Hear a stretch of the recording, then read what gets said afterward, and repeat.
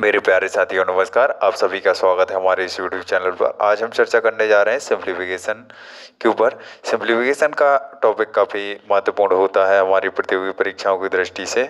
इससे निश्चित ही 5 नंबर के प्रश्न पूछे जाते हैं, तो मेरे इस वीडियो को अंततः देखें बिना स्किप किए हुए, इससे आप आसानी से सिंप्लीफिकेशन समझेंगे। तो बात करते हैं टाइप फर्स्ट के बारे में कि जब फैक्टर बने।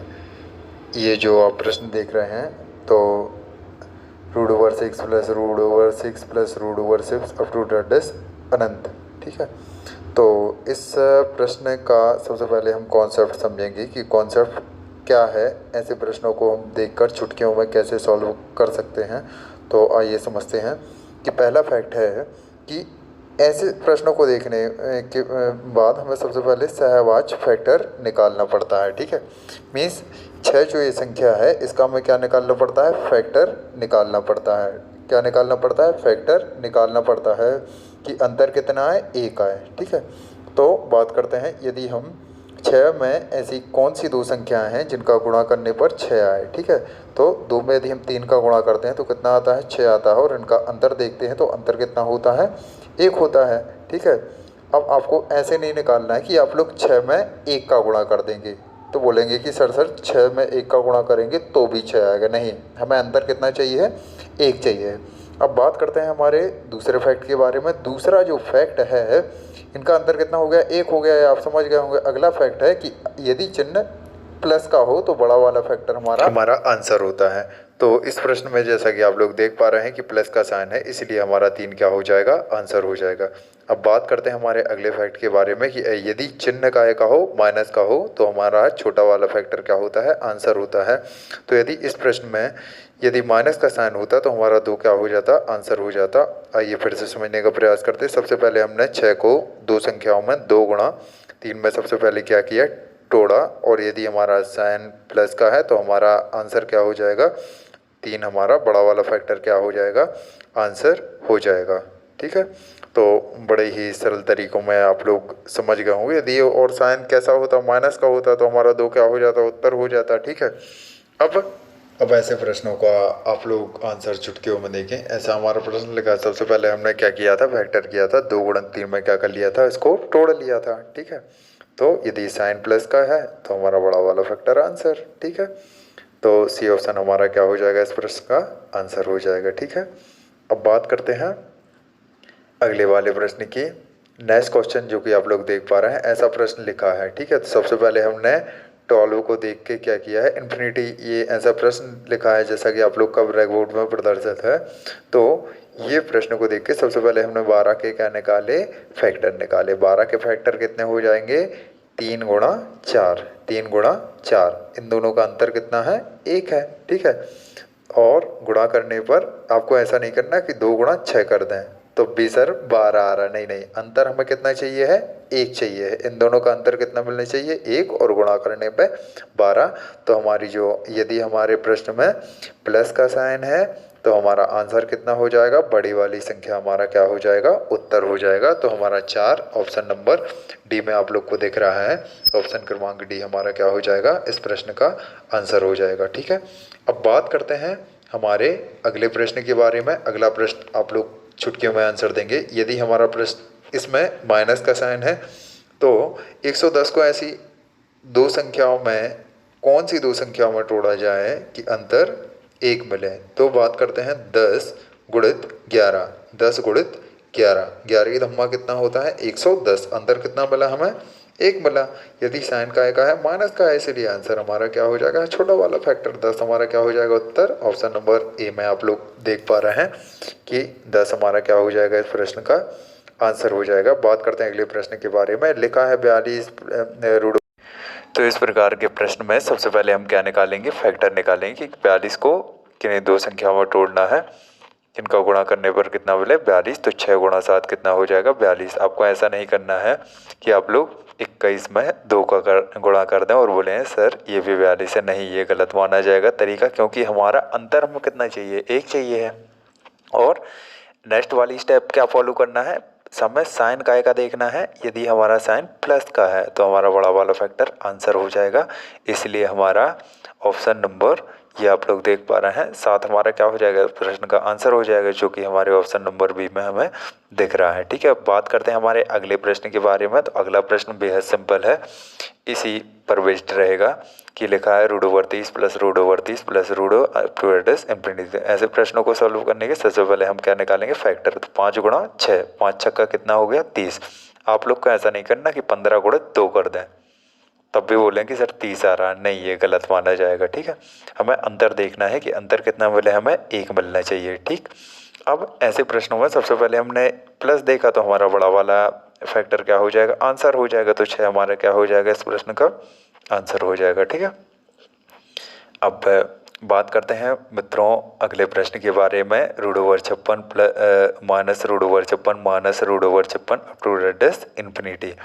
तो ऐसे प्रश्नों के सॉल्व करने का वही तरीका रहेगा हमारा कि सबसे पहले 56 के क्या निकालो, फैक्टर।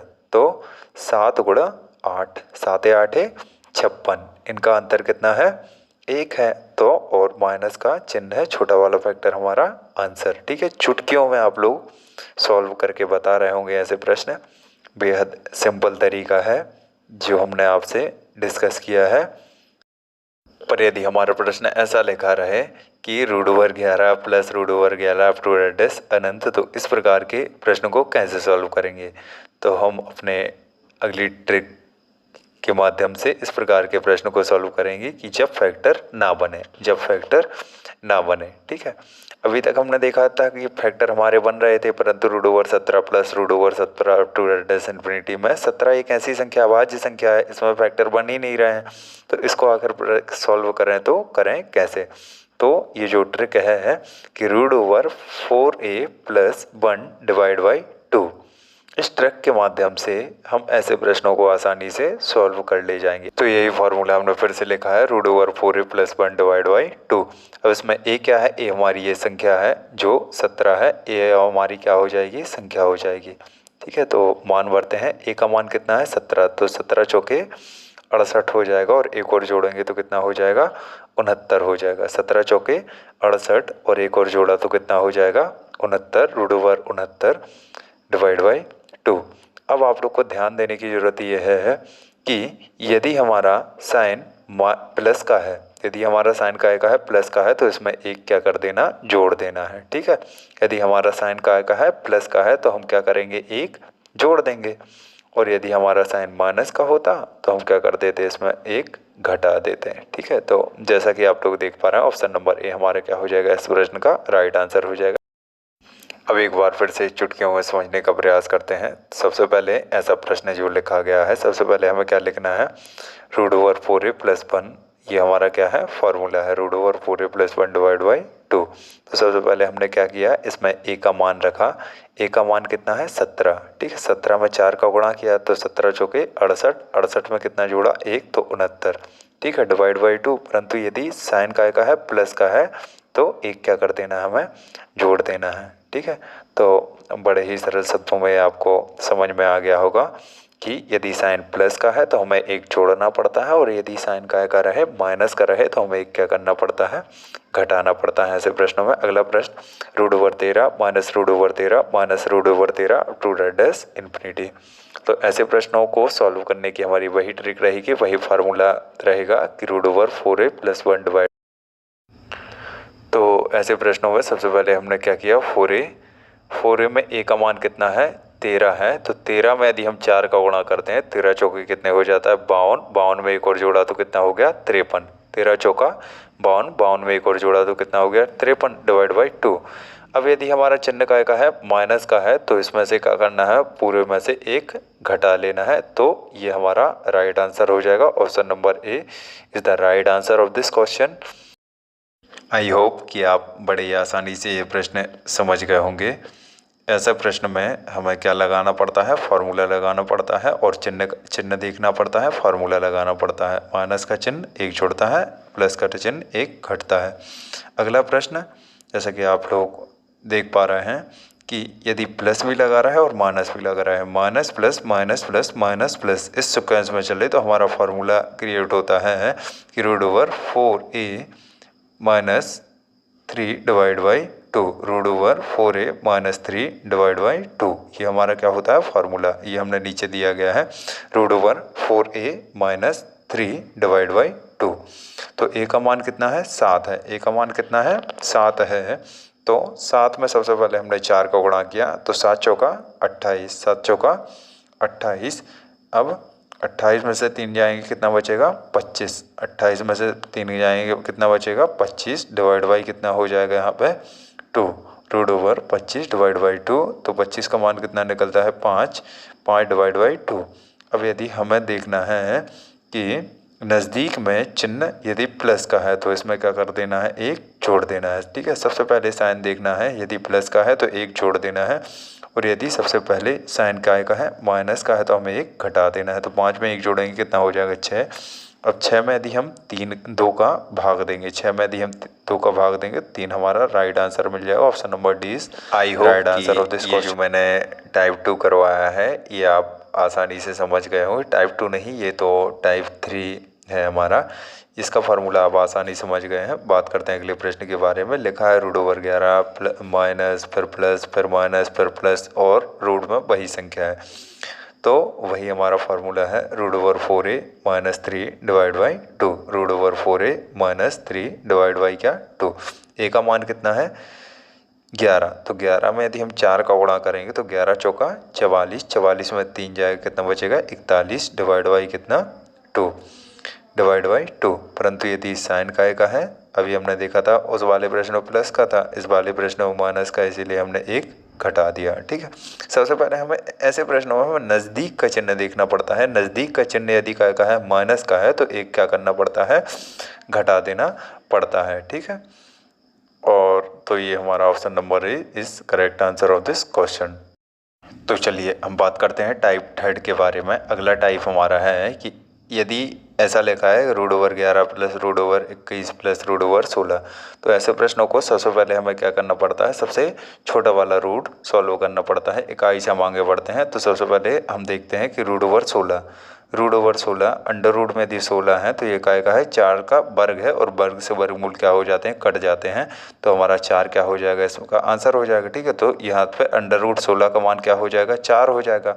ठीक है, अब ऐसे 21 में यदि हम 4 जोड़ देंगे तो कितना हो जाएगा 25। रूट ओवर 25 का मान कितना होता है हमें पता है 5 होता है।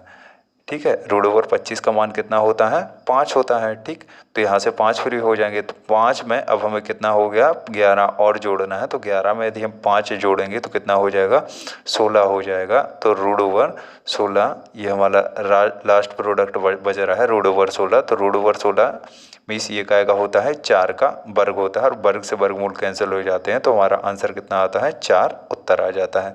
तो option number D is right answer of this question. I hope कि आप समझ गए होंगे। अब बात करते हैं option number D is right answer of this question. बात करते हैं अगले प्रश्न के बारे में। तो इकाई से हमें सॉल्व करना पड़ता है ऐसे प्रश्नों को।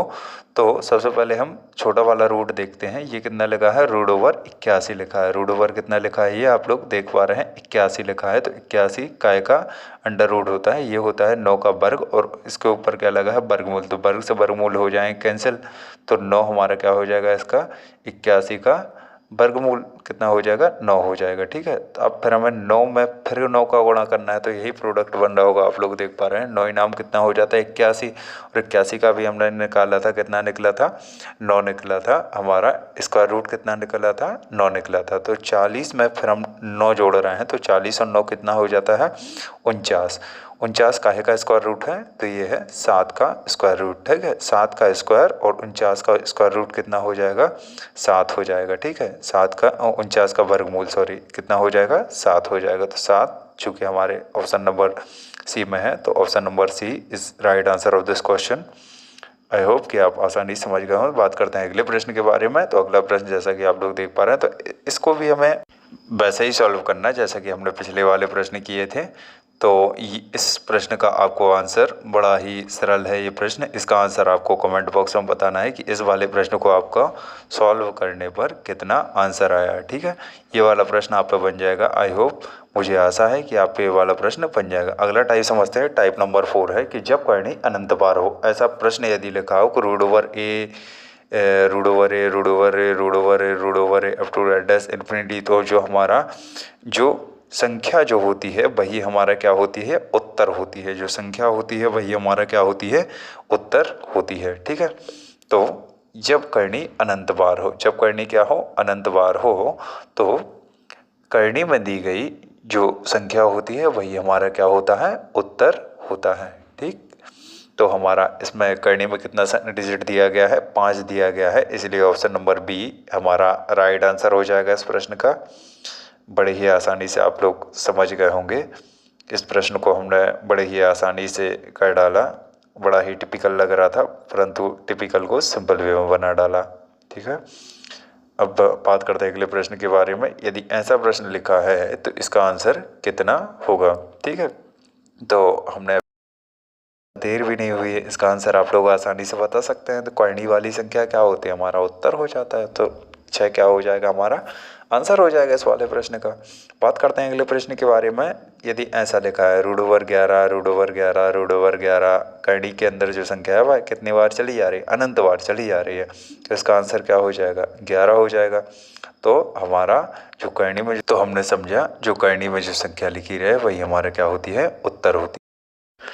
तो आई होप मेरे प्यारे साथियों कि प्रतियोगी परीक्षाओं में यदि इस टाइप का यदि कोई भी प्रश्न आपकी प्रतियोगी परीक्षा में आ जाता है, चाहे वो पुलिस हो, चाहे वो एसएससी हो, चाहे वो बैंक हो, चाहे वो क्लर्क हो इत्यादि, यदि कोई भी एग्ज़ाम में यदि इस प्रकार का प्रश्न आएगा तो आप आसानी से सॉल्व कर ले जाएंगे, मुझे आशा है। जल्द से जल्द मैं सिंप्लीफिकेशन का पार्ट 2 अपलोड करूँगा, तब तक के लिए साथ बनाए रखें। मिलते हैं एक नए वीडियो के साथ, धन्यवाद।